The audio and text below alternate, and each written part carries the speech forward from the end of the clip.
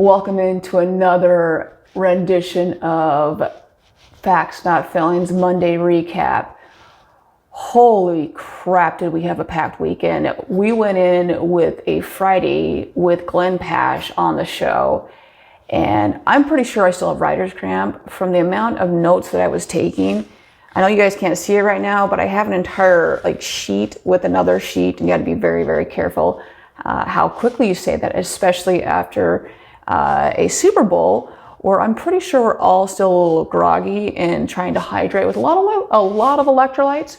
But let's just say I have a lot of notes that I took on that episode with Glenn Pasch. So we went in with Friday with Glenn Pasch, which was just incredible with Glenn. He was phenomenal. Glenn, thank you so much for being on the show. We'll touch on that in just a second. Went straight into that was Saturday, and Saturday was, we hosted our Super Bowl party this year, and had about 16, 18 people over and had a blast with that. And as anyone hosting knows, that there's a lot that goes into that. So you're spending all day Saturday, and we got most of the groceries on Saturday, and we're gonna go to Costco for last minute items. But most of it on Friday, and then Saturday you go, you know what? Let's go Sunday morning and get the last minute stuff. And so we go on Sunday morning, and we're speaking with the individual checking us out, and just, you're like, oh, are you surviving the Super Bowl rush? He goes, yeah, not as bad as it was Saturday. He goes, Saturday was just nuts. It was crazy. So Saturday was just nutty crazy for us as we were getting all ready for the crowds on Sunday. Sunday was Super Bowl Sunday, obviously, which was phenomenal and great. And hope you all had a wonderful time. As you can see, I'm dressed in my Titans gear. I'm a die-hard Tennessee Titans fan. Got my Eddie George jersey on. So yes, this Cincinnati Bengals demolished. Not demolished. It was a great game. It was a good game. I was very heartbroken. The Cincinnati Bengals did not. They took out my Titans, but they ended up in the Super Bowl. So not sure for whom you were cheering. Hopefully your team won. It was a great game. I think both teams, it was a wonderful game. Ad-wise, and great. Let me know what your favorite commercial was. There were a lot of good commercials there. I was running around with my head cut off hosting, but the few commercials that I saw, really, really good. I do want to go back and watch them. There were some very interesting ones, and I'm curious what some of you all are thinking about them. There was one with the QR code. I believe it was for Bitcoin. Very interesting. Those ads are a shit ton of money. So I'm curious what everyone's thoughts are on what was your favorite ad and why. That's a lot of money. I believe it's $7 million for a 30-second spot. And as much as that is, Glenn and I talked about it, that's still a deal, because so many eyeballs on it, as we talked about earlier last week as well, is that I still remember an ad back from 91, and they played it once and never played it again, that's a lot of money to spend and never play it again. But what was your favorite ad? So before we jump into the Super Bowl and to a little bit more about that, I want to circle back on Glenn and what we discussed last week. I just want to touch on a couple of things that we went over and just that I gained from it. I gained a ton. There's just a couple of topics that I want to do, because this is like I said, a Monday recap. We're all on a lot of coffee and a lot of caffeine. I've got my green tea here and downing it right now to try to stay awake, get the cobwebs out a little bit here. Train your people. You set them up for success. You don't just throw them in there. That's number one. Number two is check your ego. Leave your emotions at the door.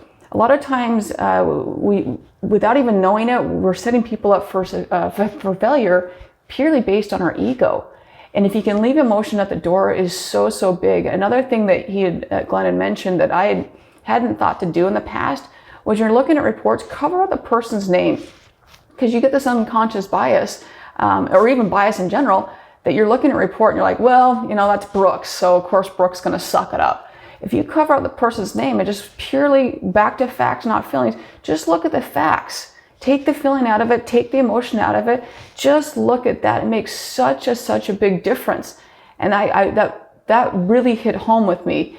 The other thing that hit home with me as well, I just said that and redundant there, is removing obstacles from your team. Now, I've heard a couple people say this, and I'm really glad that Glenn said this in our meeting last week, in our chat last week, just because I think it needs to be said again, is that what are we creating an obstacle? Are we making it harder for our team to do their job? And if we're making it harder for our team to do our job, then we're sure as hell making it harder for our consumers and our buyers and the customer journey and the buyer journey. We're making it harder. Just keep it simple, stupid. So hope you all took a ton out of it, just like I did. It was awesome. Glenn, thank you so much. This week we have Alan Krutsch on the show. Alan Krutsch is just like most of people that come on the show, everyone that comes on the show, a wealth of knowledge. Alan is with Tech. Awesome. We'll get to pick his brain a little bit on, I will say digital retailing, but that term gets thrown around so much. I want to say more like modern retailing, and what Tech is doing, Autotech is doing in a different space a little bit. There's so many different players in this arena and how they're taking a different spin on it. So I'm really, really excited to have them on the show.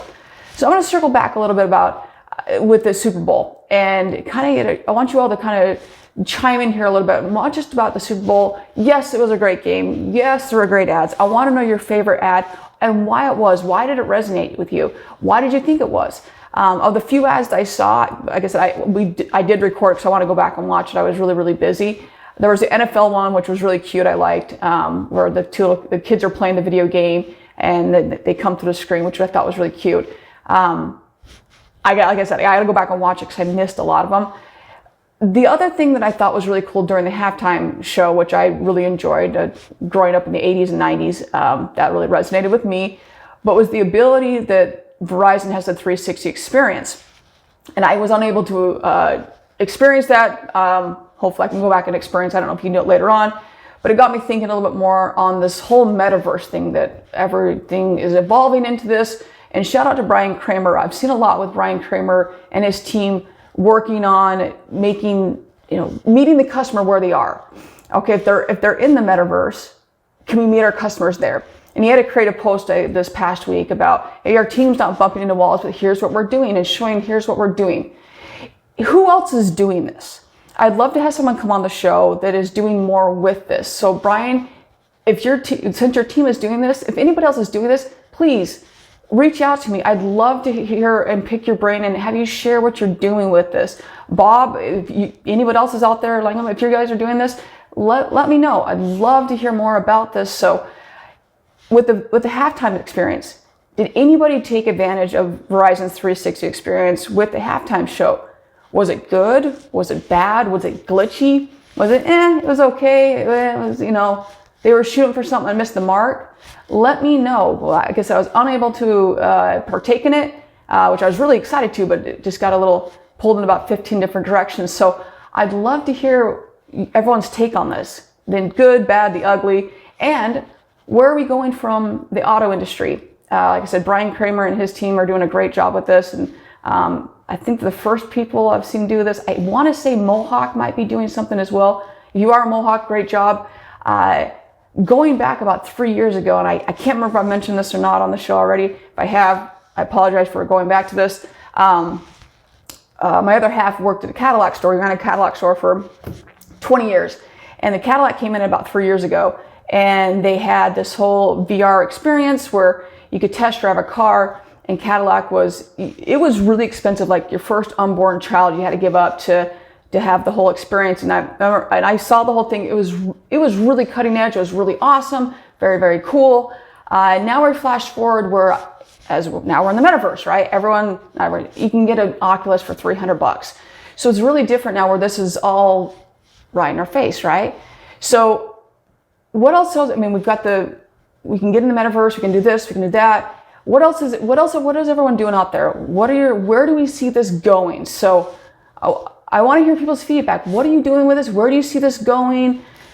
How are you incorporating this into your daily lives and into your business? Or, hey, Brooke, you're crazy. We're not going to do anything with this. We'll never get anything with this. It's just a fad. So let me know. Let me know what you thought of the Super Bowl. What was your favorite ad?